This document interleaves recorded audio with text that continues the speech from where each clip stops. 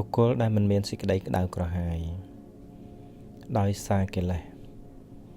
ដូចជាការលុបលន់ការខឹងក្រោធការចងគំនុំសេចក្តីច្រណែនជាដើមអាចរស់នៅដោយសុខសាន្តទោះបីជាមនុស្សនៅជុំវិញខ្លួនពោរពេញដោយអារម្មណ៍ទាំងនេះក៏ដោយពេលអ្នកដទៃត្រូវអារម្មណ៍អវិជ្ជាគ្របសង្កត់យើងវិញអាចរក្សាចិត្តឲ្យស្ងប់និងមិនឲ្យអារម្មណ៍ទាំងនោះប៉ះពាល់ដល់ខ្លួន